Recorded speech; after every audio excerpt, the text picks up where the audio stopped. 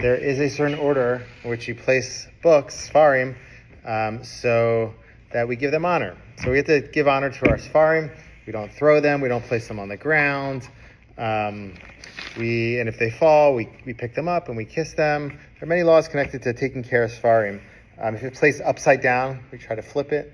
Okay, so here's another way to show honor, placing them in the right order. So I have some Sefarim here. I have Torah, I have the prophets, I have Gemara, oral tradition, the Mishnah from the oral tradition, I have a Siddur.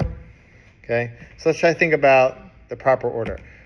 So if you have these books, you're sitting down, you want to place them in order. We don't just place them just haphazardly. What will we place on top of them all? Torah. Okay, so we have Torah. You're going to place that on top. Okay, so I'm not going to do that because... All right, so after Torah, what will we place? We place the Gemara, Mishnah, Siddur, Tanakh, the Nevi'im, Ketuvim, prophets. We place Nevi'im and Ketuvim next. Prophets. The prophets go right after the Mishnah because... Torah.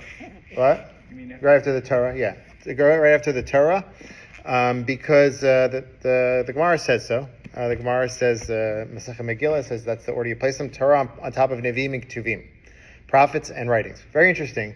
Nevi'im and Ketuvim there's the 24 books of the Tanakh.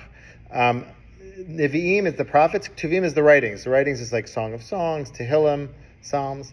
In Halacha, both of them are the same. So you can place the prophets on top of the Ketuvim and the writings on top of the prophets. Okay, so we have Torah goes on top of the prophets and the Ketuvim. We don't do the opposite. Okay. Next level, let's talk about the Siddur. Okay, we have the Siddur. It looks really big. Intuitively, when you place books, like if you're not thinking about all this, most likely you place the bigger one on the bottom and then kind of go up. But this is very big, but it doesn't determine when it comes to this. So this has a lot in it. It has the oral tradition in it, has Torah, has Psalms, right? So where do we place this? So this definitely goes lower than the Torah and the Nevi'im and Ketuvim. The question is, does it go higher than the oral tradition? Okay, the oral tradition, this would be a Talmud. This is a Mishnah. This is all from the oral tradition. So there's some discussion around this. Some very big rabbis said a Siddur will be on the same level as the oral tradition. So basically, the way you have Torah, Nevi'im, and Ketuvim, and then all the other books.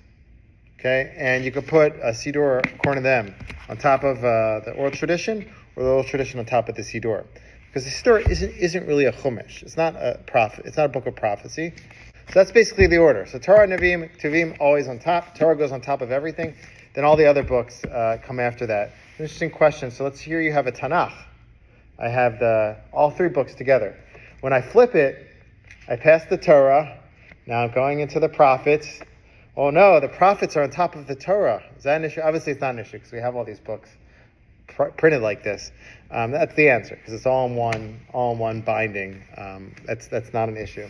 That's kind of a little bit about stacking of Sefarim. It's important to treat our Sefarim with respect and honor, and that's one way to do it.